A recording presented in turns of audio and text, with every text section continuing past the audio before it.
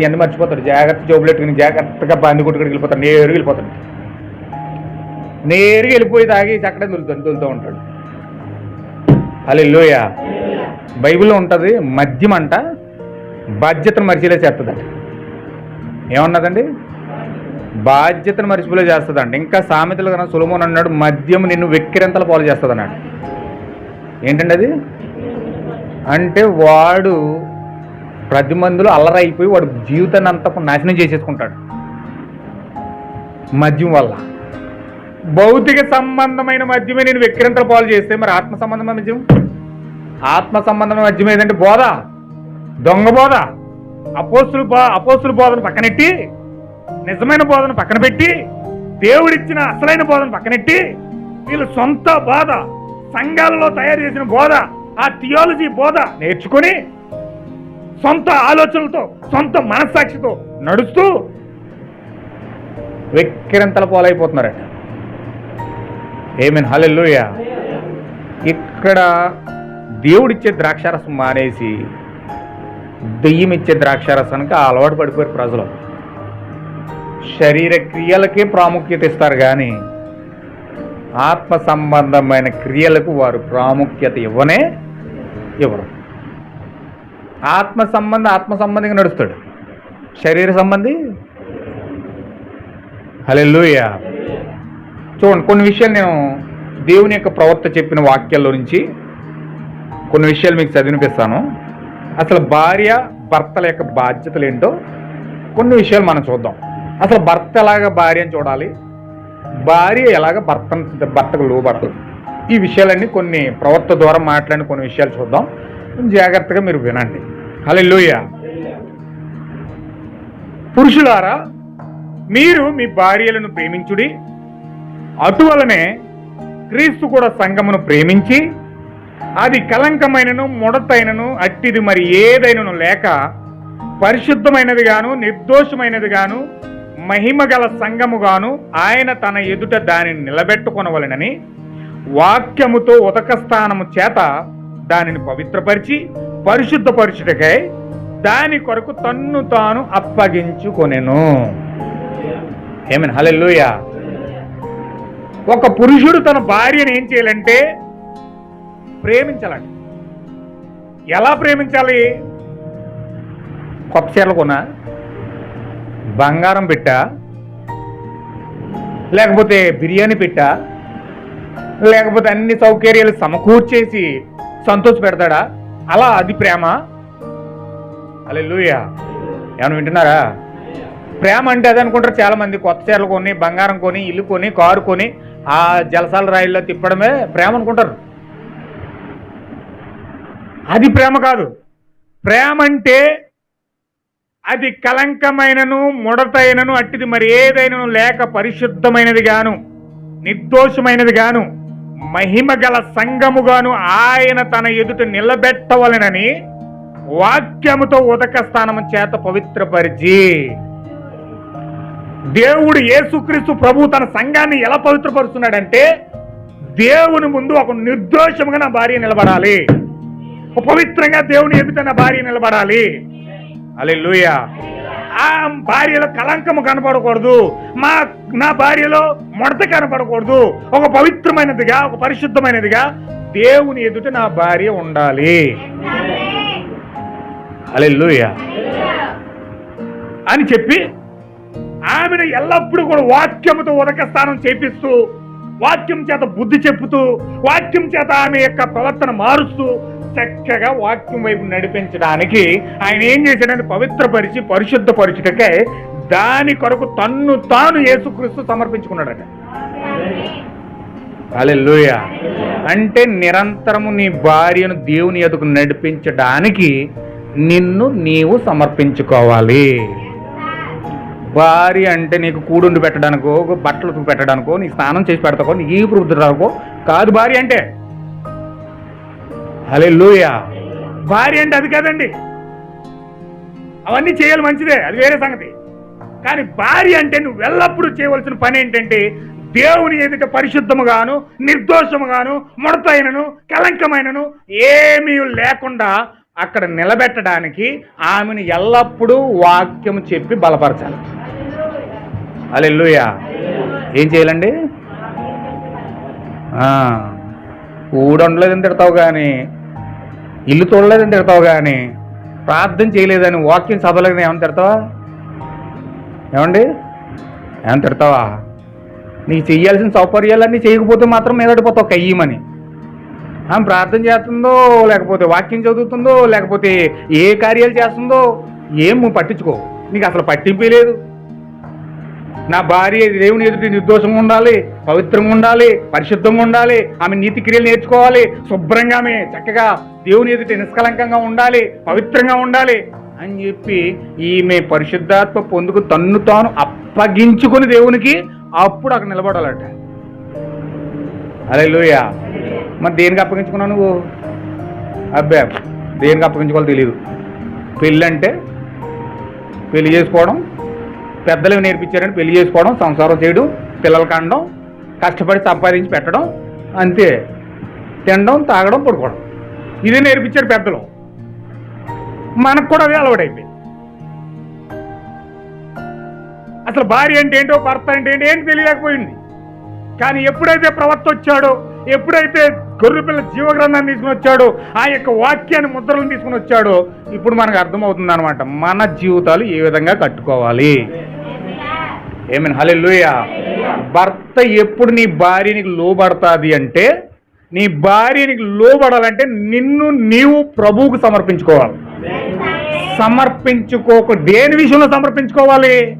నా భార్యను ఖచ్చితంగా నిర్దోషముగా, నిష్కలంకముగా, కలంకమైనను, ముడతైనను, మచ్చైనను లేకుండా శుభ్రంగా వాక్యంతో నేను కడగాలి. ఎల్లప్పుడూ నా భార్యకి నేను వాక్యం చెబుతూ ఉండాలి, ఆమెను వాక్యంలోనికి నడిపించాలి, పరిశుద్ధాత్మ పొందుకునేటట్లుగా నేను చెయ్యాలి అని నువ్వు ఎప్పుడైతే సమర్పించుకొని దేవుని ఎదుట నిన్ను నువ్వు సమర్పించుకుంటావో అప్పుడు నీకు నీ భార్య లోబడుతుంది. హల్లెలూయా. భార్య లోబడక బ్యాంది చాపుడికి వెళ్ళి తాగేసినంతరాన్ని లోబడిపోదు. చీపురు గట్టికి 4 వేసేసినంతరాన్ని లోబడిపోదు. లేదా వాళ్ళకి ఇరిగింటోళ్ళు పొరిగింటోళ్ళు చెప్పి నా ఆవిడ ఇలా చేస్తున్నా, భార్య ఇలా చేస్తున్నా, అలా చేస్తున్నా, చూడమ్మా, అలా చెప్ప, ఇలా చెప్పని 100 మందికి చెప్పినా నీ భార్య మారదు మారదు, ఇంకా ఎక్కువైపోతుంది. హల్లెలూయా. కానీ ఖచ్చితంగా నీవు నీ భార్యనికి లోబడాలి. క్రీస్తు వలె నువ్వు సమర్పించుకొని ఎప్పుడైతే పరిపూర్ణంగా అక్కడ సమర్పించుకుంటావో దేవుని ఎదుటి నిష్కలంకంగా, నిర్దోషంగా నా భార్యను కూడా నిలబెడతాను ప్రభువా, నా భార్యను కూడా నేను సంఘంలోకి నడిపిస్తాను ప్రభువా, నా భార్యను కూడా ప్రార్థించేటట్లుగా చేస్తాను ప్రభువా, నా భార్యను ఎప్పుడు బలపరుస్తూ ఉంటాను ప్రభువా అని చెప్పి నువ్వు చక్కగా సమర్పించుకొని నిర్దోషంగా, నిష్కలంకంగా ఉండడానికి నువ్వు సమర్పించుకుంటేనే నీ కుటుంబం అక్కడ సౌకర్యంగా, ప్రశాంతంగా దేవుడు చూస్తాడు. నువ్వు సమర్పించుకోకపోయావనుకో, అసలు నీ బాధ్యత నీకు తెలియలేదనుకో, నీ కుటుంబం ఎలా కట్టబడుతుంది, నీ జీవితం ఎలా కట్టబడుతుంది, అసలు నీ పిల్లలు ఎలా కట్టబడతారు, నీ ఎదుట కట్టబడుతుంది. నరకమే, పాతాళమే, దెయ్యాలని ఆ ఇంట్లోనే నివాసం చేస్తాయి. హల్లెలూయా. నువ్వు ప్రార్థించాలి, నీ భార్య కోసం మొరపెట్టాలి, క్షమించాలి, చక్కగా ఓర్చుకుని ఓర్పుతో నీకు వాక్యం చెప్పడం ప్రయత్నం చేయాలి. హల్లెలూయా. అప్పుడే నీకు భార్య లోబడుతుంది, నువ్వు చెప్పినట్టు ఉంటుంది. బ్రాంతి చోపుడికి తాగేసినంత రానే నీ భార్య నీకు లోబడదు. లేకపోతే ఏయో పెచ్చ పనులన్నీ చేసి, అవి చేసి, ఈ చేసి, ఏయో నువ్వు సాంబార్ ఎట్టి, పప్పు అన్నం పెట్టి, బిర్యానీ ఎట్టి, చీరలు కొనిచ్చినంతరని ఈ చీర కొంటాం మరలే మామూలే బాగానే ఉంది, నెక్స్ట్ ఇంకో రోజు ఇంకో చీర నచ్చుతుంది, ఏం చేస్తావు అప్పుడు? ఇప్పుడు 1000 రూపాయల చీర నచ్చింది కొనేసావు, రేపు పొద్దు 10,000 చీర నచ్చుతుంది, అప్పుడు కొంటావా? నచ్చిన వాళ్ళు ఇచ్చేయడం కాదు, అది శ్రేష్టమైనదా, అది వాక్యానుసారమైనదా, లేకపోతే అది దేవుడు అంగీకరించే విధంగా ఉన్నదా, అసలు ఇవిడు అడిగిన కోరిక దేవుడికి అంగీకరించినట్టుగా ఉందా, అసలు దేవుడికి ఇష్టమైనట్టుగా ఉందా, వాక్యానుసారంగా ఇవిడు కోరికలు ఉన్నాయా లేదా అని నువ్వు అడగాలి కదా, నువ్వు పరిశీలించాలి కదా. గంగిరెట్లో ఎక్కడ తీసుకెళ్ళిపోమంటే అక్కడ తీసుకెళ్ళిపోవడం, ఏం చేయమంటే అది చేసేయడం, తర్వాత ముక్కలైపోయిన తర్వాత మూల కూర్చొని ఏడవడం, ఇదేనా జీవితం అంటే? హల్లెలూయా. ఆవిడ కోరికలు వాక్యానుసారంగా ఉన్నాయో లేవో చూడాలి, ఆవిడ మాట్లాడే మాట వాక్యానుసారంగా ఉందో లేదో చూడాలి. ఆవిడ ప్రవర్తన వాక్యానుసారంగా కట్టుకుంటుందో లేదో చూడాలి, గద్దించాలి, సరిచేయాలి. ఆ హక్కు దేవునికి ఇచ్చాడు, ఆ అధికారం దేవునికి ఇచ్చాడు. హల్లెలూయా. దేవుని నాకు మహిమ కలుగును గాక. పురుషుడు తన అధికారాన్ని ఉపయోగించకపోతే భార్య దారి తప్పకుండా ఉంటుందా? ఉంటుందండి. పురుషుడు ఆడింగోళ్ళ ఇంటికాడ ఉంటే ఆమె అవుతుంది మొగుడు. తిరుగుతుంది ఇష్టం వచ్చినట్టు, తిరుగుతుంది, ఆమె ఇష్టం వచ్చినట్టు చేస్తుంది. పురుషుడు తన బాధ్యత మరిచి ఇంట్లో చీరకట్టుని కూర్చుంటే భార్య ఏం చేస్తుంది? ఆవిడ అవుతుంది మొగుడు కింద. అంటే నీ స్థానాన్ని మర్చిపోయినప్పుడు ఆమె స్థానాన్ని కూడా ఆవిడ విడిచిపెడుతుంది. భారీగా ఉండవలసిన స్థానాన్ని ఆవిడ విడిచిపెట్టి ఆవిడ ఇష్టానుసారంగా ఆవిడ ఉంటుంది. నీ స్థానం నువ్వు మర్చిపోయే ఫస్ట్, నీ స్థితిని నువ్వు మర్చిపోయే ఫస్ట్, నీ అధికారం నువ్వు ముదిలేసావు ఫస్ట్. భర్త యొక్క అధికారం నువ్వు విడిచిపెట్టావు కాబట్టి భార్య మొగుడుగా మారుతుంది. హల్లెలూయా. నిన్ను నువ్వు సమర్పించుకోవాలి. నిన్ను నువ్వు కల్వరి దగ్గరికి వెళ్ళాలి. నిన్ను నువ్వు కల్వరి దగ్గరికి వెళ్ళి నువ్వు దెబ్బలాడడం కాదు, నీ వల్లే నా బతికిలాగా అయిపోయింది, నీ వల్లే నా జీవితం లాగా అయిపోయింది, నీ వల్ల నా సంసారం లాగా అయిపోయింది అని ఆవిడమే పడేయటం కాదు. అది కాదు పరిస్థితి. ఆవిడ అక్కడ అలాగ అయిపోతుందని కారణం నువ్వే. నీ అధికారాన్ని వదిలేసావు, నీ ప్రవర్తన వదిలేసావు, నీ బాధ్యత వదిలేసావు. దేవుడికి సమర్పించుకునే విధంగా సమర్పించుకోకుండా నువ్వు కాలానుకితంగా పరిస్థితులు కూడా వెళ్ళిపోయి నడిపించేసావు కాబట్టి నీకు ఇష్టం వచ్చినట్లుగా నీ కుటుంబం మొక్కలైపోయింది. హల్లెలూయా. ఇలాగే ఉన్నారంటే ఉన్నవాళ్ళ కుటుంబాలు కూడా మొక్కలైపోతాయి. కొంతమంది సమాజాలకు భయపడి భార్య భర్తలు ఉంటారు, కానీ వాళ్ళు నిజంగా ఇంట్లో భార్య భర్తలు ఉంటారండి. సమాజానికి భయపడి వాళ్ళ ఇంట్లో ఎదురింటోళ్ళు ఏమనుకుంటారో, వెనకంటోళ్ళు ఏమనుకుంటారో, అయిపో ఏమనుకుంటారని చెప్పేసి అనుకుంటారు తప్ప ఇంట్లో మాత్రం నరకమే, ఇంట్లో మాత్రం అగ్నికుండమే. హల్లెలూయా. ఎందుకంటే అతను సమర్పించుకునే విధముగా తన భార్యను నిష్కలంకముగాను నిర్దోషముగాను కలంకమైనను ముడతైనను మచ్చైనను లేకుండా నీ ఎదుట నేను నిలబెడతాను ప్రభువా, దానికి నన్ను నేను అప్పగించుకొని నన్ను నేను తగ్గించుకొని నీ ఎదుట పశ్చాత్తాపడుతున్నాను ప్రభువా అని మంచి ఒప్పుకోలుతో గనక బలిపీఠం దగ్గరికి వెళ్ళకపోతే నీ కుటుంబం నరకమే. హల్లెలూయా. ఓకే. అటువలనే పురుషులు కూడా తమ సొంత శరీరము వలె తమ భార్యలను ప్రేమింపబద్ధుడై ఉన్నాడు. హల్లెలూయా. వీడి శరీరాన్ని మాత్రం తెగతోమేస్తాడు రంగొచ్చిలాగా. భార్య శరీరంలో ప్రాబ్లం వస్తే మాత్రం పట్టించుకోడు. వీడు తినడానికి ఏదైనా తినేస్తాడు అటు ఇటు తిరిగి, భార్యగా మాత్రం రూపాయి ఖర్చు పెట్టాడు. హల్లెలూయా. వీడు సౌఖ్యము సుఖం అన్ని చూసుకుంటాడు, భార్య సౌఖ్యం మాత్రం ఏమి చూడదు.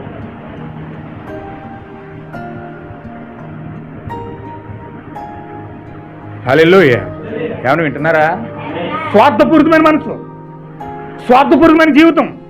ఎందుకంటే ఆమె నా భార్య కాదు, ఆమె నా శరీరం కాదు అన్నట్టుగానే ఇతను ప్రవర్తిస్తున్నాడు తప్ప ఆమె నా శరీరంలో శరీరము, నా భాగంలో నా భాగము, నా మాంసంలో మాంసము అన్న సంగతి మర్చిపోయాడు వ్యక్తి. అందుకే అతని కోసం అతని బతుకున్నాడు తప్ప ఒక్క క్షణం కూడా నేను నా భార్యకు ఆనందకరంగా సంతోషంగా ఆమెను ఉంచానా లేదా, నా బట్టి ఆమె సంతోషిస్తుందా దుఃఖపడుతుందా ఏం మాత్రం మైండ్లో ఒక్క క్వశ్చన్ కూడా వేసుకోడు. నేను నిజంగానే ఆమెను సంతోషపెడుతున్నానా, నా బట్టి ఆమె ఆనందపడుతుందా ఏడుస్తుందా లోపలికి వెళ్ళి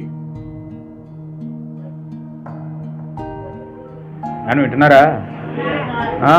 అలా ప్రశ్నలు లేక ఈరోజు కుటుంబంలో గల్లంతలు అయిపోతున్నాయి, ముక్కలైపోతున్నాయి. ఎందుకు అనుకున్నారు? ఎందుకని వీళ్ళు మాత్రం అన్నీ సేఫ్టీగా సంతోషంగా చూసుకుంటారు, మరి ఇంట్లో చూడొద్దండి. మెట్టుకు మీలో ప్రతి పురుషుడును తన వలె తన భార్యను ప్రేమింపవలెను, భార్య అయితే నా భర్త యందు భయము కలిగి ఉండినట్లు సూచుకొనవలెను. పురుషులు తమ భార్యలను గౌరవింపవలెను. మీ గృహములను గురుతు అనే మెసేజ్లో ప్రవర్తి చెప్తున్నాడు. గురుతు అనే మెసేజ్లో అంటున్నాడు ఏమనంటే, పురుషులు తమ భార్యలను గౌరవింపవలెను, మీ గృహములను గౌరవించుకొనుడి, మీ కుటుంబములను ఐక్యపరచుడి. గుర్తుంచుకొనండి, నీ భార్య ఏదైనా తప్పు చేయుచున్న ఎడల నీవు ఆమెను సరిచేసే అధికారం నీకున్నది. హల్లెలూయా. ఏమంటున్నాడండి? నీ భార్య ఏదన్నా తప్పు చేస్తే సరి చేసే అధికారం నీకున్నది. అయ్యి బాబు సాయంత్రం నాకు భోజనం పెట్టదండి, ఎందుకు వచ్చిందో బాబు అని తగ్గించుకుని మూలకెళ్ళి కూర్చుంటానండి నేను.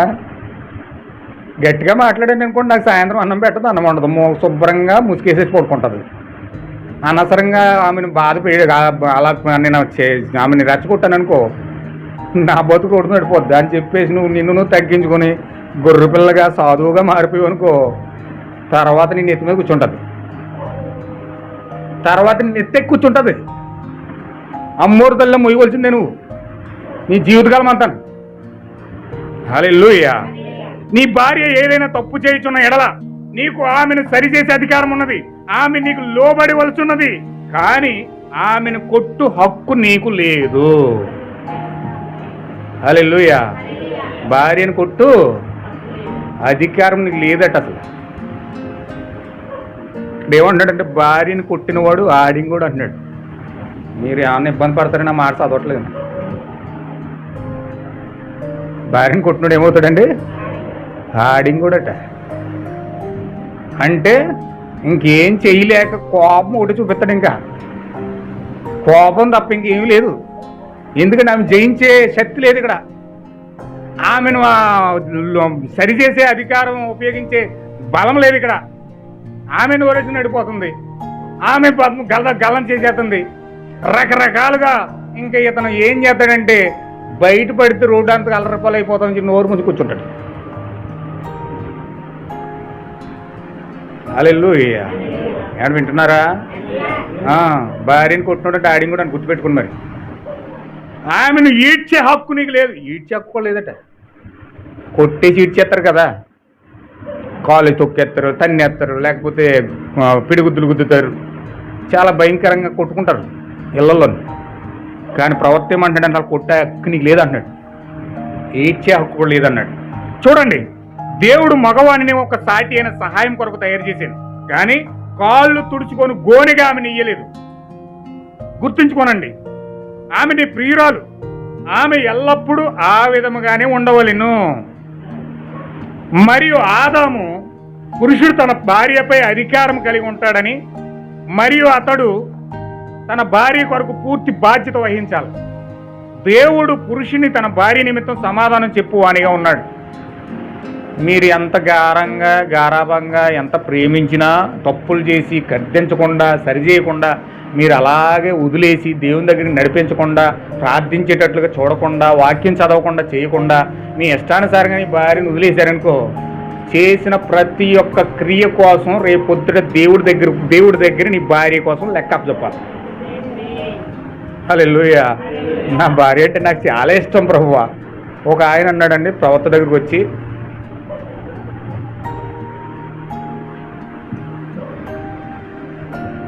ఏమైనా హల్లెలూయా ఏమైనా వింటున్నారా?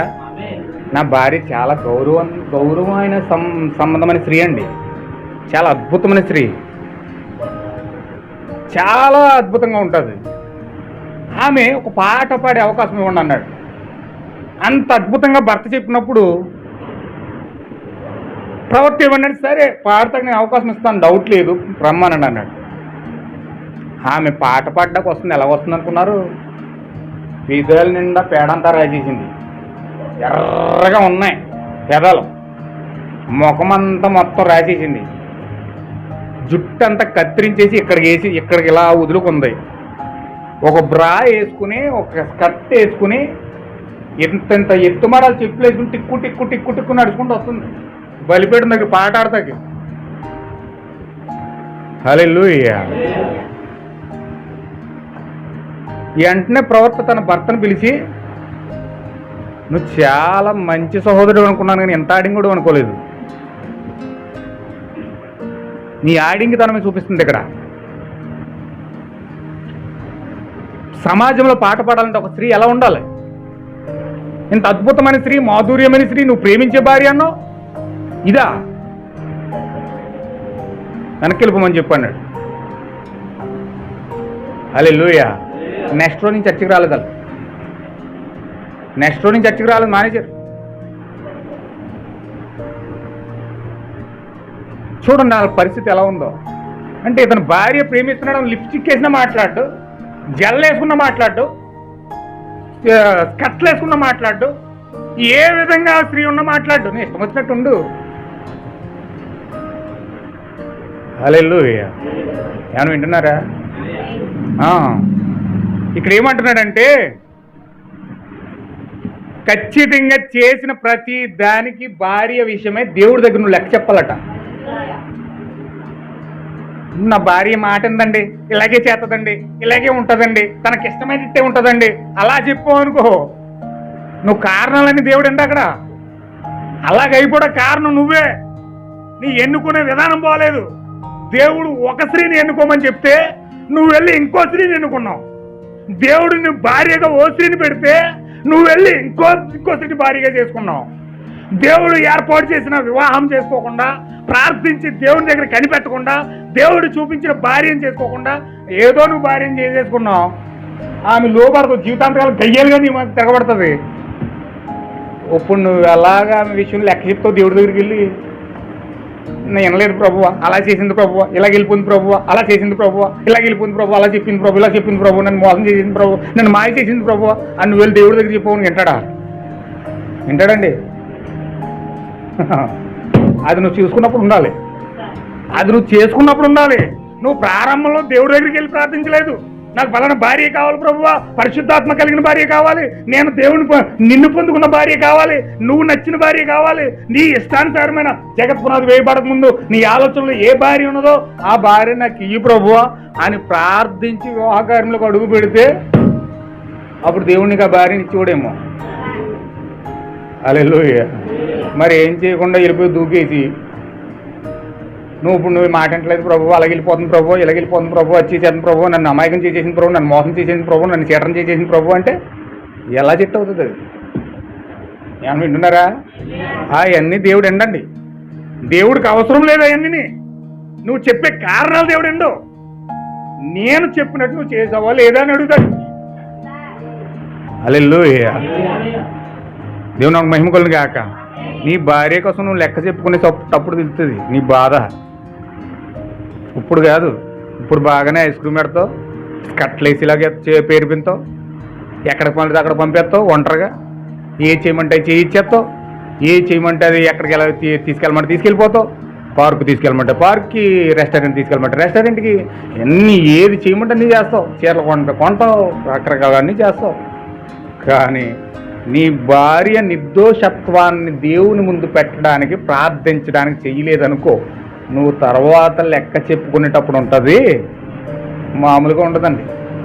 దేవుని సింహాసనం ముందు ఈరోజు అనేక మంది భార్య భర్తలు చేతులు కట్టుకుని నిలబడి సమాధానాలు చెప్పుకునే సమయం వస్తుంది, రాబోతుంది. ధవల సింహాసనం తీర్పు ముందు చేతులు కట్టుకుని భార్య భర్తలు తగువంతా ఆ రోజే, ధవల సింహాసనం రోజునే. ఆ తగులన్నీ మొత్తం ఫ్యామిలీ కోర్టు అంతా ఆ రోజే. ఈ కోర్టు కాదు ఫ్యామిలీ కోర్టు, అక్కడదో కోర్టు, ఫ్యామిలీ కోర్టు. అక్కడ చెప్తుంది అనమాట. ఎన్ని పెళ్ళిళ్ళు చేసుకున్నాడో, ఇప్పుడు ఎన్ని సలహాలు చెప్తాడో, ఎన్ని బాధలు చెప్తాడో, ఎన్ని రకాల మాటలు చెప్తాడో, ఎన్ని బాధలు చెప్తాడో అర్థం కాదు అక్కడ. ఏమని హల్లెలూయా. జీవితం అంటే మనిషికి ఎలాగో తంతు నాటకం అయిపోయింది. బతికేయడం, తినేయడం, తాగేయడం, ఎక్కడ పడితే అక్కడికి వెళ్ళిపోవడం, అయిపోయింది జీవితం అంటేనే. భయం లేదు, భక్తి లేదు. ఎందుకంటే చెప్పోడు చెప్పడు, లెక్క ఉన్నదన్న భయం లేదు. దేవుడు మా ఫ్యామిలీ విషయం లెక్క అడుగుతాడన్న దేవుడి దగ్గర ఆ సంబంధమే లేదు. సన్నిధికి నడిపించమంటే నడిపించలేవు, ప్రార్థించమంటే ప్రార్థించలేవు.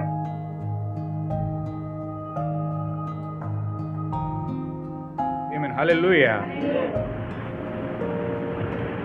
కానీ ఇప్పుడు దేవుడు నిన్ను పిలిచాడని నీవు తెలుసుకుని వరకు ప్రసంగించడానికి ప్రయత్నం చేయవద్దు. నీ సాక్ష్యముతో నిలిచి ఉండుము. అలా చేయకపోతే నీ తప్పు వర్గంలోకి పోతావు, అన్నింటినీ తారుమారు చేస్తావు. అదంతే, అది దేవునికి ఎంత మాత్రం సంతోషపెట్టదు. పురుషుని గురించి ఏమిటి? కార్లు, పార్టీలు, గోల్పు ఆటలు, వెలుపల సగము దుస్తులతో తిరుగు, అసహ్యమైన పొట్టుబట్టలు ధరించిన స్త్రీలతో గడుపుట, ఇందులో ఆశ్చర్యం లేదు. హల్లెలూయా. నేను ముందే చెప్పేస్తున్నాను, తర్వాత ప్రవర్తన మళ్ళీ దాన్ని ఆటోమేటిక్గా వచ్చేస్తున్నాయి. మరి ఇక్కడ ఆల్రెడీ మళ్ళీ ప్రవర్తన మాట్లాడుతున్నాడు. హల్లెలూయా. సగం దుస్తులు వేసుకుని, కురస డ్రెస్సులు వేసుకుని, టైట్ పిట్లు వేసుకుని, మగవాళ్ళు రెచ్చగొడుతున్న స్త్రీలతో నువ్వు సహవాసం చేసి అలాంటి భార్యలతో కనుసైకిల్ చూస్తూ వారసొప్పులతో చూస్తూ రకరకాల ప్రయత్నాలు చేస్తున్న స్త్రీలతో నువ్వు భర్తగా మెయింటైన్ చేస్తే నీ బతుకు ఎలా ఉంటుంది అసలు? ఎలా ఉంటుంది చెప్పండి ఒకసారి.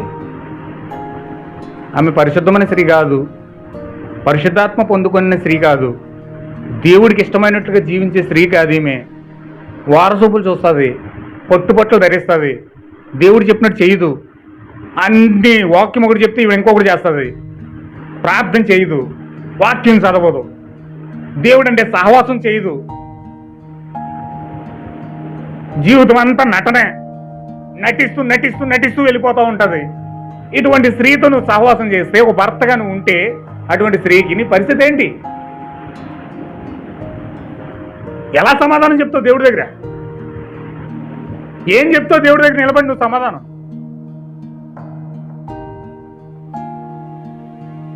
హల్లెలూయా. ఏమన్నా వింటున్నారా? మనతో ఎందుకు మాట్లాడుతున్నాడంటే దేవుడు మీరేం చేస్తున్నారో లేదో నాకు తెలియదు, మరి దేవుడు చెప్పమన్నాడు చెప్తున్నాను. ఒకవేళ జీవితాలు కనుక పురుషులారా మీరు అలాగ ఉంటే అర్జెంటుగా బలిపీఠం దగ్గర కన్నీరు గార్చి మొరపెట్టి ప్రార్థన చేసి, ప్రభువా నీ చిత్తానుసారంగా నా కుటుంబాన్ని కట్టుకుంటాను ప్రభువా అని ప్రలాపించి ఏడవండి. లేదు అలా వదిలేశారా, అది మీ ఇష్టం, మీకే వదిలేస్తాం. అది దేవుడు చెప్పాడు, మీరు వింటారా లేదన్నది తర్వాత సంగతి. హల్లెలూయా. ఇది పురుషుల యొక్క బాధ్యత. పురుషుని యొక్క బాధ్యత ఏంటండి? పురుషుని యొక్క బాధ్యత ఏంటి? ఏమండి, ఎవరు మాట్లాడతలేదు? టైం అయిపోతుంది, ఒక పక్క నుంచి మాటలేవు రావట్లేదు. హల్లెలూయా. పురుషుని యొక్క బాధ్యత ఏంటంటే నీ కుటుంబాన్ని కలంకమైనను ముడతైనను మచ్చైనను లేకుండా నిర్దోషముగాను పవిత్రముగాను దేవుని ఎదుట నిలబెట్టడానికి, నీ కుటుంబాన్ని నిలబెట్టడానికి నిన్ను నీవు దేవునికి సమర్పించుకోవాలి. ఇది పురుషుడు చేయవలసిన ఒకే ఒక బాధ్యత. పురుషుడు దేవుడికి సమర్పించుకున్నప్పుడే కుటుంబాన్ని కట్టుకోగలడు, కుటుంబాన్ని నడిపించగలడు, కుటుంబాన్ని తీర్చిదిద్దగలడు, కుటుంబంలో నుంచి వచ్చే ఒత్తిడి తట్టుకోగలడు. హల్లెలూయా. ఖచ్చితంగా దెయ్యము సముద్రంలో అలలు లేపినట్టు లేపేది కుటుంబంలో, ఖచ్చితంగా లేపుతుంది. ఏదైనా కుటుంబం, ఏదైనా ఆదాము అవ్వాలనే మొక్కలు చేసేసింది నీ కుటుంబం లెక్క. ఏమండి, ఏదైనా తోటలో ఆదాము అవ్వాల కుటుంబాన్ని మొక్కలు చేసేది. పరిపూర్ణమైన స్వరూపంలో ఉన్నారు వాళ్ళు, దేవుడు ఏర్పాటు చేసిన శరీరంలో ఉన్నారు వాళ్ళు, పాపం లేకుండా ఉన్నారు. అలాంటి పరిశుద్ధమైన పరిశుద్ధులనే మొక్కలు చేసి రోడ్డు మీద నిలబెట్టింది దెయ్యం. నీ కుటుంబం ఎంత? చాలా వస్తాయి, ప్రతి కుటుంబంలోనే వస్తాయి. కానీ అలాంటి ఒత్తిడి అంతా తట్టుకొని నిలబడాలంటే ఖచ్చితంగా నీవు చేయవలసిన బాధ్యత ఏంటంటే, నా కుటుంబాన్ని నీ ఎదుట పెడతాను ప్రభువా, నీ దగ్గరికి నడిపిస్తాను ప్రభువా, నీతో నేను నడిపిస్తాను ప్రభువా అని పరిపూర్ణంగా బలిపీఠం దగ్గర నిన్ను నీవు అప్పగించుకోవడమే నీ బాధ్యత. అలా అప్పగించుకుంటే నీ భార్య లోబడుతుంది, నీ పిల్లలు లోబడతారు, నీ జీవితం కట్టబడుతుంది, నీ కుటుంబం కట్టబడుతుంది. లేదు అని చెప్పి నీ ఇష్టానుసారంగా వెళ్తే ఆ ప్రయత్నం నీకు నెక్స్ట్ జీవితం, నీ నెక్స్ట్ జనరేషన్ నీకు బాగా అర్థమవుతుంది, నీ కళ్ళతో నువ్వే చూస్తావు. హల్లెలూయా. దేవుని నామమునకు మహిమ కలుగును గాక. ఇప్పుడు పురుషుడి యొక్క బాధ్యత అయిపోయింది, అన్నీ చెప్పట్లేదు, ఒకటే చెప్తున్నాను నేను. స్త్రీ యొక్క బాధ్యతకు వద్దాం. ఇది చెప్పి నేను వాక్యం ఒక 10 నిమిషాలు నేను చెప్పి ముగిస్తాను. ఎందుకంటే ఇప్పుడు అప్పుడే అవదు, ఇది నాకు చాలా వారాలు ఉన్నాయి కాబట్టి దేవుని చిత్తం అయితే చెప్పాల్సిందంతా మెల్లమెల్లగా చెప్తాను. హల్లెలూయా. ఏమన్నా వింటున్నారా? అందరూ ఆమేన్ చెప్పండి ఒకసారి. హల్లెలూయా. ఇప్పుడు స్త్రీ బాధ్యతకు వద్దాం. జాగ్రత్తగా మీరు వినాలి. దేవుని నామమునకు మహిమ కలుగును గాక.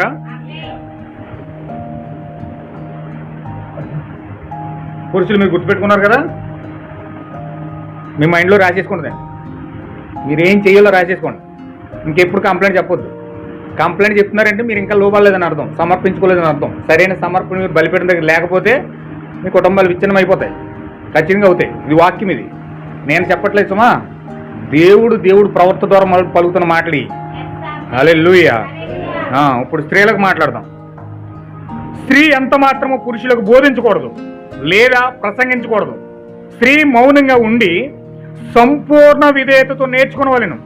స్త్రీ మౌనంగా ఉండవలసిందే గాని ఉపదేశించుటకైనను పురుషుని మీద అధికారం చేయుటకైనను ఆమెకు సెలవియ్యను.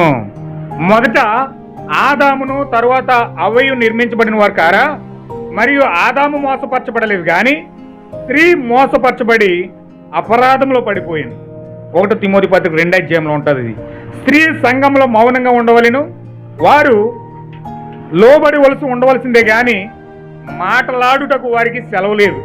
ఇలాగూ ధర్మశాస్త్రము చెప్పుచున్నది, వారు ఏమైనను నేర్చుకున్న గోరిని ఎడల ఎంట తమ తమ భర్తలను అడగవలెను. స్త్రీ సంఘములో మాట్లాడుట అవమానము. ఇది 1 కొరింథీ పత్రిక 14వ అధ్యాయము 34-35 వచనంలో ఉంది. ఇది ప్రవక్త చెప్తున్నట్టు చూడండి. యేసు తన యొక్క నియమములన్నిటినీ నిలుపుకొనును అనే మెసేజ్లో చెప్తున్నాడు ఇక్కడ. ఒకవేళ మన స్త్రీలు దేవుడు తన వాగ్దానములన్నిటినీ నెరవేరుస్తాడని గుర్తిస్తే నేను ఆశ్చర్యపోతాను. ఎంత మాట మాట్లాడాడండి. మన యొక్క స్త్రీలు దేవుడు తన వాగ్దానాలన్నిటినీ నెరవేరుస్తాడని గుర్తిస్తే నేను ఆశ్చర్యపోతాను అంటున్నాడు.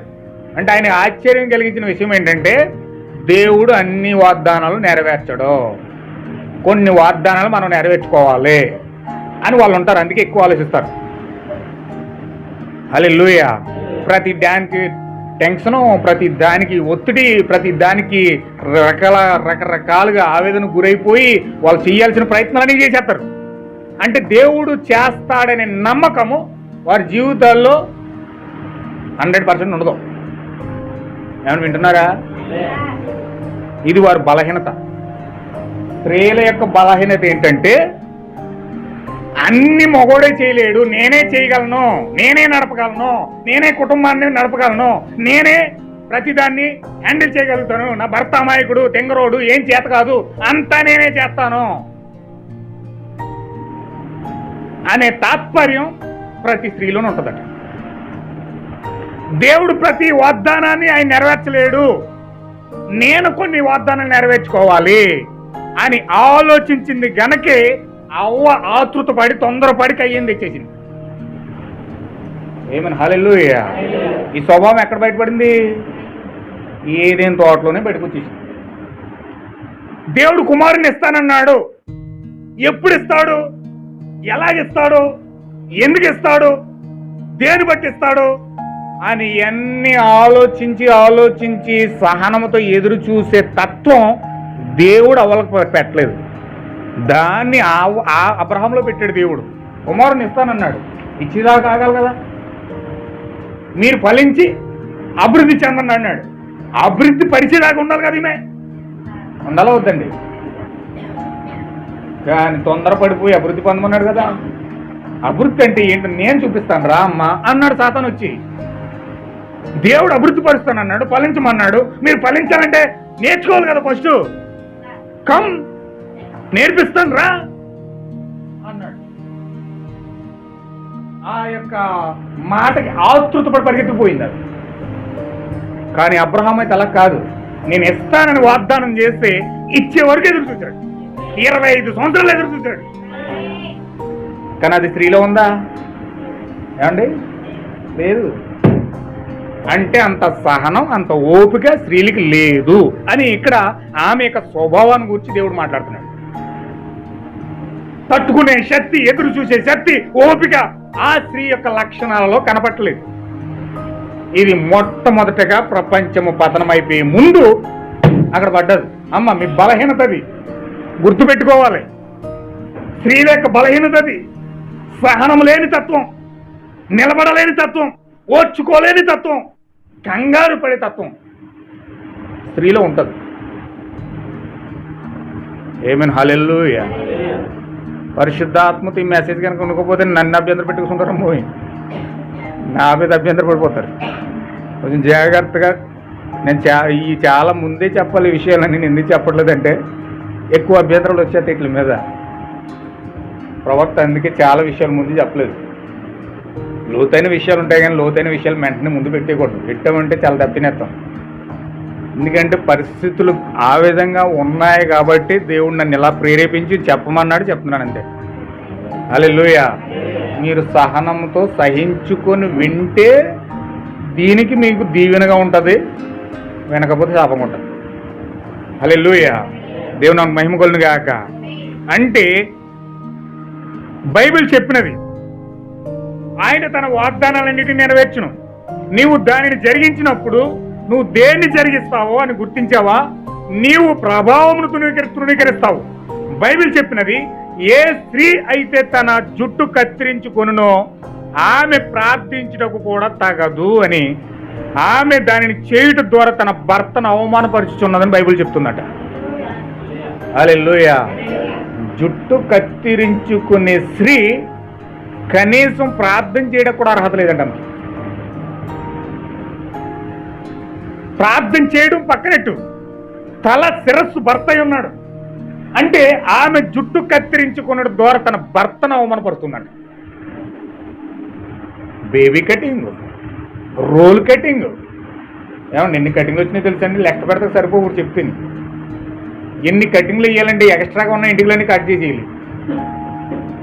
ఇక్కడ కట్ చేసేసి స్టైల్గా ఇక్కడ నుంచి ఇలా ఇక్కడ బుధల దాకా ఉంటుంది. అది ఎన్ని కటింగ్లు వచ్చినాయి. బ్యూటీ పార్లర్లు వచ్చిన తర్వాత రోజుకో కటింగ్ వచ్చేస్తుంది. చిన్న పిల్లలు కదండి, కటింగ్ వేసినాయి ఏం పర్లేదు అని చెప్పి నువ్వు కటింగ్ వేసావు అనుకో, ఏం నేర్పుతున్నావు వాడికి? ఒక తల్లిగా నువ్వేం నేర్పుతున్నావు? నువ్వు జుట్టు కత్తిరించుకోమ్మా పర్లేదు. వాక్యం దగ్గరికి వెళ్ళి వాక్యం దగ్గర ఆవిడని ఏం చేస్తున్నావు? నువ్వు దోషిగా నిలబెడుతున్నావు.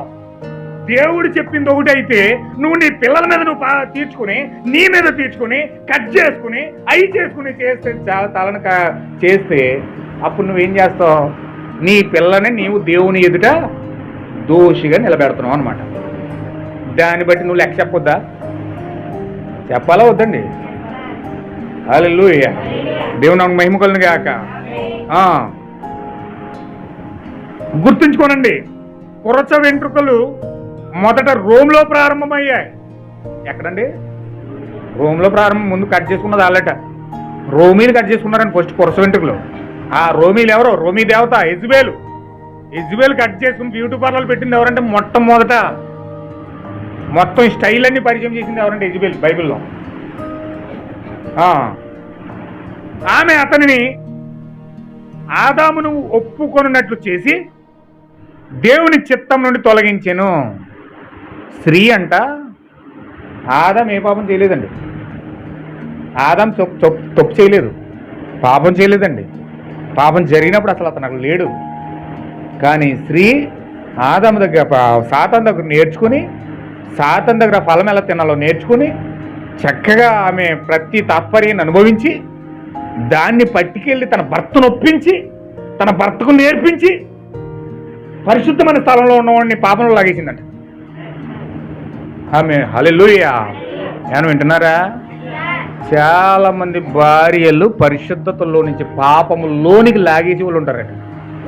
ఆమె తత్వం ఏంటంటే దేవునికి లోబడకుండా బయటకు లాగడమే ఆమెకు బాగా తెలుసు.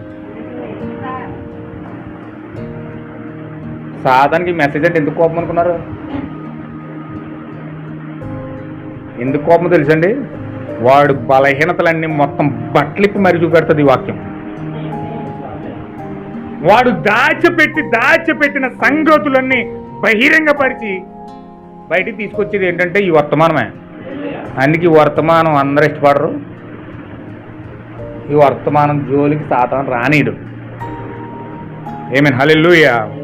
చూడండి, ఆదాము తప్పు చేయలేని ఆదాముని పాపంలో నుంచి పరిశుద్ధతలో నుంచి పాపంలో లాక్కొచ్చింది ఎవరంటే స్త్రీయే. నువ్వు ఏమాత్రం ప్రభువుకు సమర్పించుకోకుండా, పురుషులారా ప్రభువుకు సమర్పించుకోకుండా ఆ విధంగానే మెయింటెనెన్స్ అయిపోతే నీ భార్య నీకు తెలియకుండా మభ్యపెట్టి ఉచ్చుపెట్టి చక్కగా పాపములోకి నడిపించేసి పాపమే పరిశుద్ధత అన్నట్టు చూపిస్తుంది నీకు. హల్లెలూయా. అది చేసింది ఇక్కడ అవ్వమ్మ. పరిశుద్ధతే దేవుడి దగ్గర, దేవుడి అభివృద్ధిది, దేవుడి యొక్క ప్రతిఫలం ఇది, దేవుడి ఆశీర్వాదం ఇది. పిల్లలు రావాలంటే మనము ఈ ఫలాన్ని తినాలి. సాతాను చాలా మంచోడు, మనకు ఫలం ఇచ్చేవాడు. అబ్బబ్బబ్బ, చాలా మంచోడు అంటే మంచోడు, మామూలు మంచోడు కాదు. అభివృద్ధి పరిచేవాడు, ఫలాన్ని ఇచ్చేవాడు. ఎవరో దేవుడు చేస్తానని చెప్పిన దాన్ని మలిచేసి నేనేస్తానని చెప్తే వాడి దగ్గర తీసుకుని సాతాను పూడేస్తుంది. ఈ అమాయకుడు తెంగరోడు తెలియక, అవునా అభివృద్ధి ఫలమా అన్నాడు. ఆమేన్, హల్లెలూయా. ఆ అభివృద్ధి ఫలాన్ని అనుభవించినప్పుడు దేవుడు వచ్చి అక్కడ పరలోకం దిగొస్తే ఆ అభివృద్ధి కాస్త, ఆ ఫలము కాస్త దొంగల చెట్ల పక్కన దోకోవాల్సి వచ్చింది. ఆమేన్, హల్లెలూయా.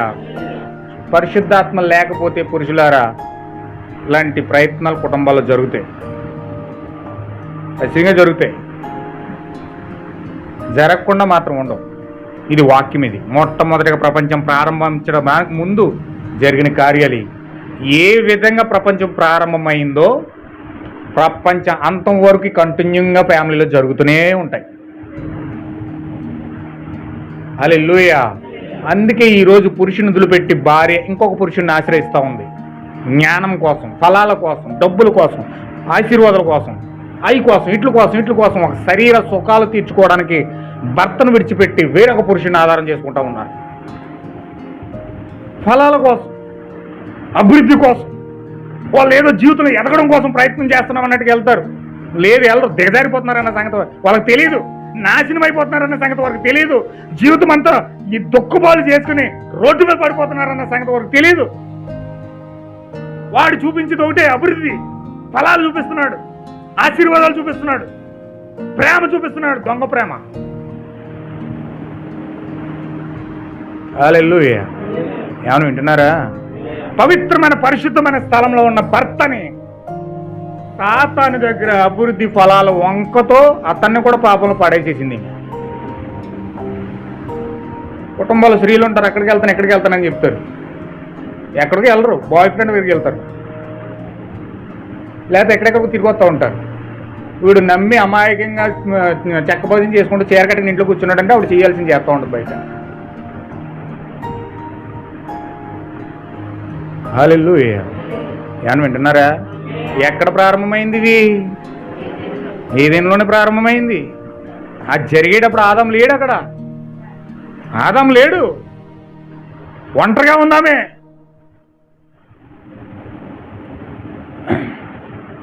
చూడండి,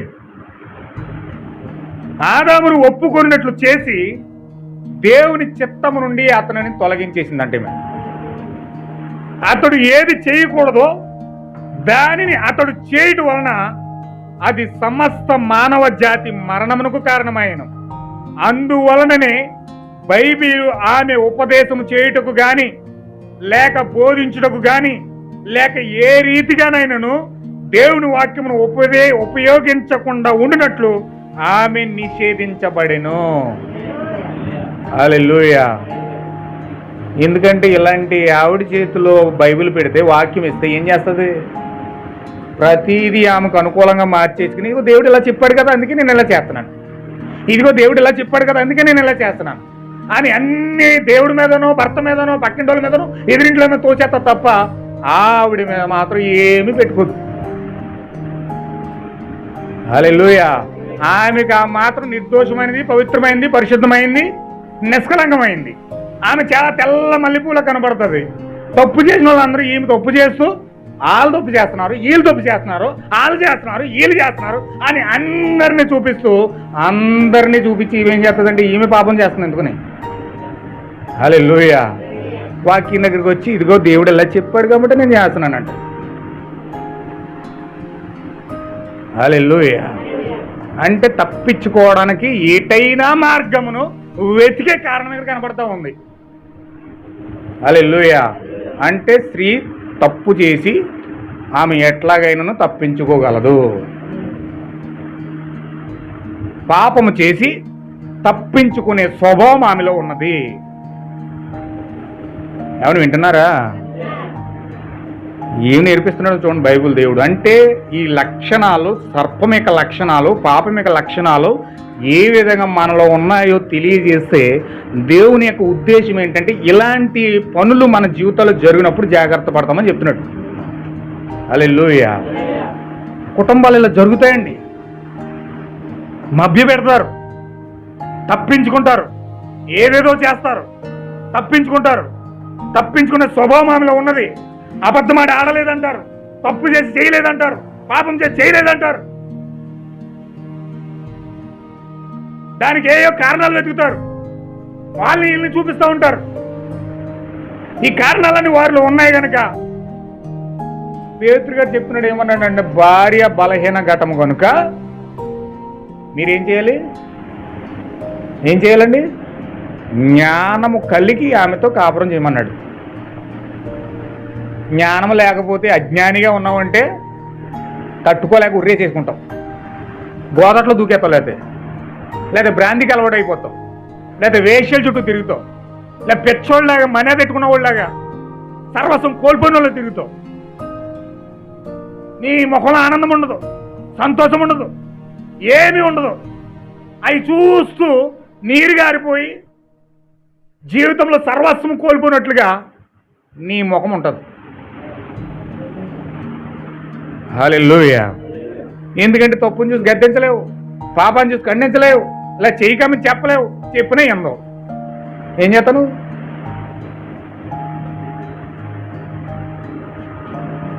హల్లెలూయా. దేవుని నాకు మహిమ కలుగును గాక.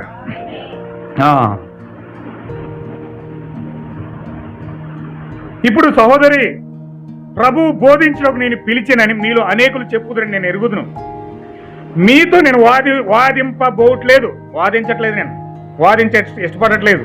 అయితే నేను మీతో చెప్పబోచున్నాను, వాక్యము ఆ విధముగా మీరు చేయకూడదని చెప్పుచున్నది. ఆమె బోధించకూడదు, అధికారం చేయకూడదు, కానీ మౌనముగా ఉండవలెను. ఆ వాక్యం అలా చెప్పుచూ ఉన్నది. వధువుని ఎంచుకున్నటనే మెసేజ్లు ఇది చెప్తా ఉన్నాడు. ఈరోజు అనేక మంది పాశ్రమలు అయిపోతున్నారు. మేము ప్రార్థన చేసేస్తాం, ఇంటింటికి తిరిగి తెగ నెత్తుల మీద చేయలేసి ప్రార్థన చేసేస్తున్నారు, స్వస్థత ప్రార్థన చేసేస్తున్నారు, బలిపీఠలకి ప్రసంగాలు చేసేస్తున్నారు. అయ్యి బాబు మొత్తం ఎలా చెప్తున్నారంటే మగోడు కూడా సరిపోడు, అంత భయంకరంగా ఈరోజు వాక్యాలు బోధిస్తున్నారు. ఈరోజు స్త్రీలు ఎంత స్వభావం స్త్రీలో పెట్టుకుని, ఎంత స్వభావం దేవుడు అలాంటి స్త్రీలో పెడితే ఈ స్వభావం అంతా కప్పిపెట్టేసి నిర్దోషమైన దానిలాగా, పరిశుద్ధమైన దానిలాగా, పవిత్రమైన దానిలాగా పులిపెట్లెక్కి ఎలా ప్రసంగాలు చేసి 100 మందికి ప్రసంగాలు చేస్తుంది. ఈమె ఎలా చేస్తుందండి? ఈమె స్వభావాన్ని కప్పెట్టేసుకుని, పాప జీవితాన్ని కప్పెట్టేసుకుని, ఈమె యొక్క నీచమైన జీవితాన్ని కప్పెట్టేసుకుని, ఆ మనస్సాక్షిని చంపేసుకుని ఏ విధంగా 100 మందికి ఇలా దేవుడు చెప్తున్నాడని చెప్తుంది ఈవిడ? ఏ విధంగా ప్రసంగం చేస్తుంది? ఏ విధంగా ప్రసంగం చేయడానికి ఈమెకు అధికారం ఉంది? సమాజం చెడిపోవడం కారణం స్త్రీ బోధించడం వలన. సమాజం తప్పిపోవడం వల్ల కారణం ఏంటంటే స్త్రీ బోధించడం వలన. కుటుంబాలు విచ్ఛిన్నమైపోయి రోడ్డు మీద పడిపోవడం కారణం ఏంటంటే భార్యలు భర్తలకు బోధించడం వలన. ఎందుకంటే యాడింగ్ కూడా బోధించే ఇట్లో లేడు, చెప్పే స్థితిలో లేడు. ఏమన్నా బోధించాలి కదా మరి. హల్లెలూయా. దేవుని నాకు మహిమ కలుగును గాక. చూడండి, ప్రపంచం కండిషన్ ఎలా మారిపోయింది, కుటుంబాల కండిషన్ ఎలా మారిపోయింది, సంఘాల కండిషన్ ఎలా మారిపోయింది. ఎందుకో తెలుసండి? స్త్రీల వల్ల. అందుకే ఇలాంటి ప్రసంగం చేస్తాను, విలియం బ్రన్హాం నువ్వు స్త్రీ దేశవి, స్త్రీ అంటే నీకు ఇష్టం లేదు, అందుకే ఇలా మాట్లాడుతున్నావు అని చెప్పి ఆయన్ని స్త్రీ దేశకుడిగా చేసేసారు. లేదు, ఆ స్త్రీని ద్వేషించట్లేదు ఆయన. పవిత్రమైన స్త్రీగా స్త్రీని మలచాలనుకుంటున్నాడు ఆయన, దేవుని రూపంలో తేవాలనుకుంటున్నాడు ఆయన. ఆ నిజమైన స్త్రీ యొక్క బాధ్యతను ఆయన వివరించాలనుకుంటున్నాడు ఆయన. కుటుంబాన్ని ఇలా కట్టుకోవాలమ్మా, జీవితాన్ని ఇలా కట్టుకోవాలమ్మా, సంఘాన్ని ఇలా కట్టుకోవాలమ్మా, దేశాన్ని ఇలా కట్టుకోవాలమ్మా అని ఆ బాధ్యతను గుర్తు చేసి, ఏదైనా తోటలో పాపం చేయకముందు స్త్రీకి ఇచ్చిన బాధ్యతను బయటకు తీసుకొస్తున్నాడు ఆయన. హల్లెలూయా. ఇలా చెప్తుంటే, ఈ విషయాలన్నీ చెప్తుంటే స్త్రీ ద్వేషకుడు నువ్వు అన్నారు. పౌలు అలాగే ద్వేషించాడు, అలాగే ద్వేషించి సంఘాల్లో స్త్రీలు బోధించకూడదు అన్నాడు. నువ్వు కూడా అలా ద్వేషించున్నావు. పౌలు మాకు ఇష్టం లేదు, నువ్వు కూడా మాకు ఇష్టం లేదు అన్నారు. అందుకే ఈరోజు స్త్రీ సంఘాలో విలియం బ్రన్హాం ప్రవక్తగా ఎందుకు ఒప్పుకోవో తెలుసండి? అక్కడికి వెళ్తే ఇదే ప్రసంగం చేస్తాడండి. హల్లెలూయా. ఆ సంఘాల్లోకి వెళ్ళి స్త్రీల కోటలు ఎట్టుకుని ఏడ్చేసి కుమ్ములు ఏడ్చేస్తారు 10 మంది స్త్రీలు. కుమ్ములు ఏడవమని ఎవడు చెప్పాడు అసలు? 10 మంది స్త్రీలు కుమ్ములు ఏడ్చేసి బయటకు వచ్చి, నీ చీరంత కొన్నావు, మీ ఆయన ఏం చేస్తున్నాడమ్మా, ఎవరితో తిరుగుతుంటే తెలుసా నీకు? ఏ కుమ్ములు ఏడ్చేశారు ఇక్కడ. కన్నీలేం ప్రవాహంలాగా పొరుపులు తేలిపోయినట్టు తేలిపోయి ఇక్కడ. బయటికి వెళ్తే ఏ నోరు ఇక్కడ ఆశీర్వదించిందో అదే నోరు అక్కడికి శాపాలు తీసుకొచ్చారు. అంటే 2 నాలుగు ధోరణి. పాముకు 2 నాలుగులు ఉంటాయి, 2 నాలుగులు ఉంటాయి. అటు 4 వెళ్తుంది, ఇటు 4 వెళ్తుంది. అంటే ఈ 2 నాలుగుల ధోరణి ఇక్కడ ఏడ్చి అక్కడ శపించేసిది, ఇక్కడ భయంకరంగా పొగిడి అతను తిట్టేసి అవతల పోయి ఇలా చేస్తా ఉన్నప్పుడు 2 నాలుగుల ధోరణి ఉపయోగిస్తున్నప్పుడు ఏ విధంగా దేవుడు ఆమెను వాడుకుంటాడో చెప్పండి ఒకసారి. నువ్వు నేనైనంతే. 2 నాలుకల ధోరణి నీలోని నాలోని ఉన్నదంటే దేవుడు వాడుకోడండి.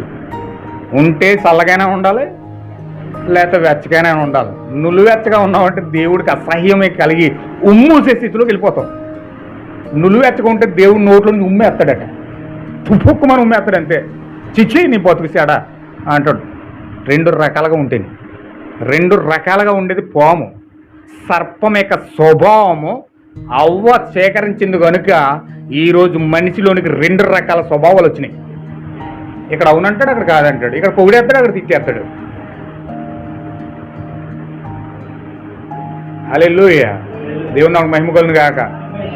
అమ్మో, నువ్వు ప్రార్థన చేస్తే ఆకాశంలో నక్షత్రాలు రాలిపోయినట్టుంటాయమ్మా అన్న దేవుడు ముఖం మీద. ఆ పక్కింట్లోకి వెళ్ళంటే ఆవిడ ఏం చేస్తుందో తెలుసా? ఆ పలానోడు వైపు అలాగే చూస్తుంది. నాకు అర్థమైంది, ఏదో వాళ్ళిద్దరికి లింక్ ఉన్నదేమో నాకు అర్థమవుతుంది. హల్లెలూయా.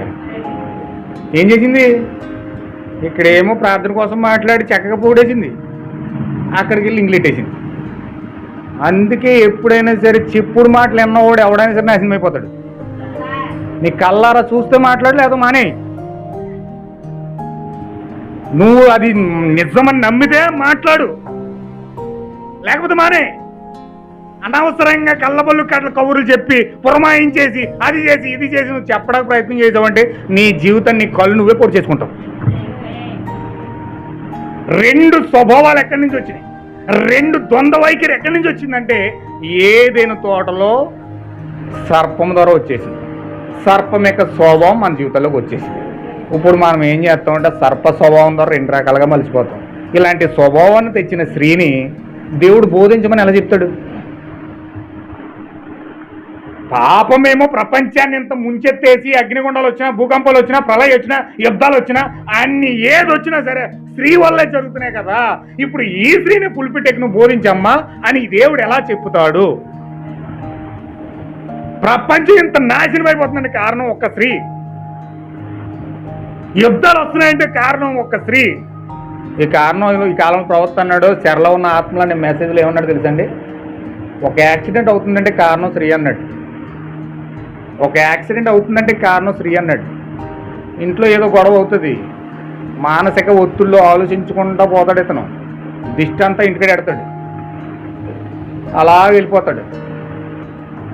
అక్కడ ఆలోచిస్తున్నాడు, ఇక్కడ ఉన్నాడు తెలియదు. ఈలోగా దేన్నో దునుకుతాడు, అయిపోతుంది చరిత్ర. లేకపోతే అమెరికాలోనంట ప్రవక్త వెళ్తున్నాడు కారులోని, ఎదర స్కర్ట్ వేసుకుని బ్రా వేసుకుని ఎత్తుమాడాలు చెప్పులు వేసుకుని నడుచుకుంటా చెప్పుకుంటూ వెళ్తుందంట. 2 కుర్రోళ్ళు అవతల బైక్ వేసుకుని రేసుకుని నడుచుకుని బండి వేసుకుని వెళ్తున్నారట. ఒకటి స్త్రీ కనిపించిందంటే ఆ చూపు పడకుండా ఉండదు. ఆటోమేటిక్గా పురుషుడు స్త్రీకి ఆకర్షణలు ఉంటాయి, ఆ చూపులు పడతా ఉంటాయి. ఇప్పుడు ఈ యొక్క వ్యక్తులు వెళ్తా ఈవిని చూశారట. ఈవిని చూస్తే ఈవిడేమో ఎర్రగా చక్కగా ఉంది, అందంగా కురస బట్టలు వేసింది, చక్కగా బాగుంది. ఇక బండి నడుచుకుంటూ ఆమె చూసుకుంటూ వెళ్తున్నారట. ఈ చూపు అలాగే వెళ్తుంది, ఈ ఎదరకు ఆరోజు కొట్టించిందట. హల్లెలూయా. దేనివల్ల జరిగింది యాక్సిడెంట్? వీడి చూపు అక్కడ పడకపోతే దీన్ని తప్పించుకుందుడు. దీన్ని తప్పించడం అనేసి అలాగే చూస్తున్నాడు, గుడ్లు అప్పగించి కారుడు కొట్టేశాడు. 2 చచ్చిపోరంట. ఆ విషయాన్ని తీసుకొచ్చి ప్రవక్త చర్చిలో చెప్తున్నాడు. హల్లెలూయా. ఒక స్త్రీ వల్ల ఈరోజు బ్రాంతి కొట్లు వచ్చినాయి. ఒక స్త్రీ వల్ల ఈరోజు బ్రాంతి కొట్లు వచ్చినాయి, సినిమా హాళ్ళు వచ్చినాయి. భయంకరమైన పాపం అంతా రావడానికి కారణం ఒక స్త్రీ.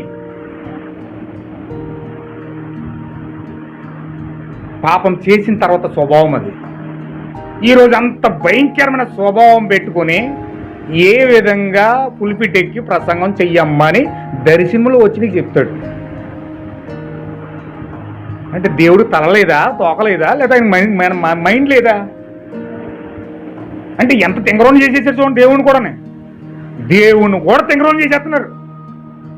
దేవుడు కూడా తలగాలేనట్టు చేసేస్తున్నారు. అంటే వీళ్ళ తెలివితేటల ముందు దేవుడు తెలివితేటలు కూడా సరిపోవట్లేదు. హల్లెలూయా.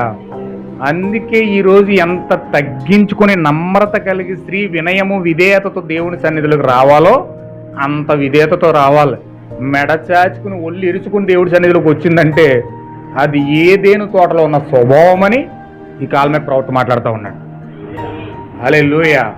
దేవుని ఒక మహిమ కొలను గాక. ఇంకొక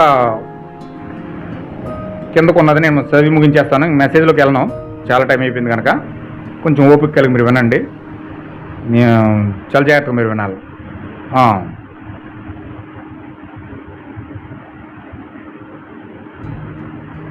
స్త్రీ రాజకీయంలో ఎట్టి జోక్యము తగదు. సంఘంలో ఆమెకు అధికారం చెలాయించే అవకాశం లేదు. ఆమె స్థానము ఇంటిలో పురుషునికి రాణిగా ఉండేటయే. ఆమె స్థానం ఏంటండి? తన భర్త రాజు అయితే తన భర్తకు రాణిగా ఉండడమే ఈమె యొక్క కర్తవ్యం. అంతకు మించి ఏమీ లేదు. అది సత్యమని మనకు తెలియను, దానిని ఎరుగదు అనే మెసేజ్లో ఈ విషయం చెప్తున్నాడు. నేను చెప్పాను, ప్రభువా ఆమె మేడ ఈ ఉదయం ఏమి చేసిందో అలా చేయాలని కాదు, ఆమె అలా చేయాలని లేదు. నేను ఇలా అన్నాను, ప్రభువా నేను ఈ మీటింగ్కి వెళ్ళడం గురించి, నెలలు గడపడం గురించి, లేదా అది ఏమైనప్పటికీ ఆమె ఒక్కసారి కూడా ఒక్క మాట కూడా అనలేదు. ఒక్కసారి కూడా దానిపై నోరు ఇప్పలేదు. ఆమె ఎప్పుడు నా బట్టలు క్లీనింగ్ చేసి పంపేది, నా సట్టలు ఉతికి మీటింగ్కి వెళ్ళడానికి అన్ని సిద్ధంగా ఉంచింది. అప్పుడు ఆమె దేవుణ్ణి ఎలా సేవించగలదని ఆసక్తి కలిగి ఉన్నది. స్త్రీలైన మీరు మీ భర్తలను మీరు సేవిస్తున్నప్పుడు మీరు దేవుణ్ణి సేవిస్తున్నట్లే ఎలాగైనను. హల్లెలూయా. యేసు వైపు చూడు అనే మెసేజ్ల విషయం చెప్తున్నాడు ప్రవక్త. ఒకరోజు ప్రవక్త మీద కోపపడి మేడ డోర్ గట్టిగా వేసేసిందండి. గట్టిగా వేసేస్తే ఆ భర్త మీద కోపపడినందుకు దేవుడు మేడ కడుపులో కంతి వేసాడు. క్యాన్సర్ కంతి వచ్చేసింది. అది ఎదిగిపోయింది.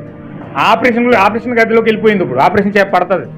ఆపరేషన్ చేసే ముందు బ్రహ్మం గారు చెప్తే ఆయన టెన్షన్ పడి ప్రార్థన చేస్తున్నాడు. ఏమని ఇలా ప్రార్థన చేస్తున్నాడు, ప్రభువా ఆమె నా బట్టలు ఉతికింది, నా షర్ట్లు ఇస్త్రీ చేసింది, నాకు చాలా పరిచయం చేసింది, భర్తగా నన్ను గౌరవించింది.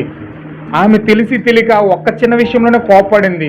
దయచేసి ఆమెను క్షమించు ప్రభువా అని ఒక 400 కిలోమీటర్ల అవతల ఆ భార్య కోసం ప్రార్థన చేస్తా ఉన్నప్పుడు దేవుడు ఆ ప్రార్థన ఆలకించి ఆ క్యాన్సర్ కంతి లేకుండా చేసేసాడు.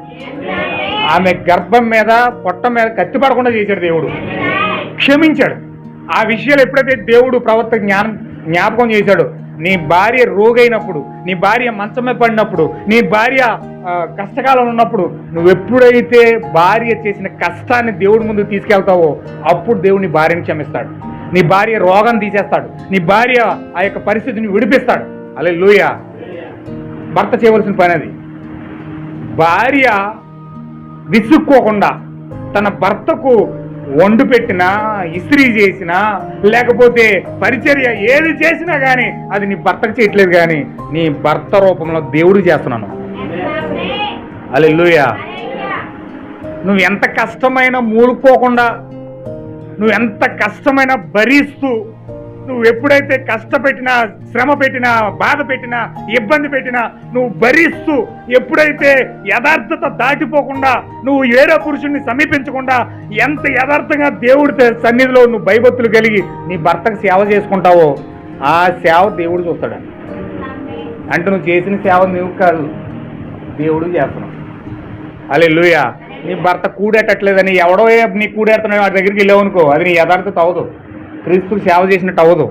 నీ భర్త నీకు బిర్యానీ తేవట్లేదని ఎవడో బిర్యానీ తెచ్చిస్తాడంటే నువ్వు తినేస్తున్నావు అనుకో, అప్పుడు నీ యథార్థత లేదు, అది నీ భర్తకు సేవ చేసినట్టు కూడా కాదు. హల్లెలూయా. నీ భర్త నీకు సౌకర్యాలు ఇవ్వట్లేదని ఎవడో సౌకర్యాలు ఇస్తున్నాడని నువ్వు వెళ్ళావనుకో, అందులో నీకు సంతోషం ఉండదు, అందులో నీకు యథార్థత ఉండదు, దేవుణ్ణి కూడా నువ్వు అవమానపరిచిన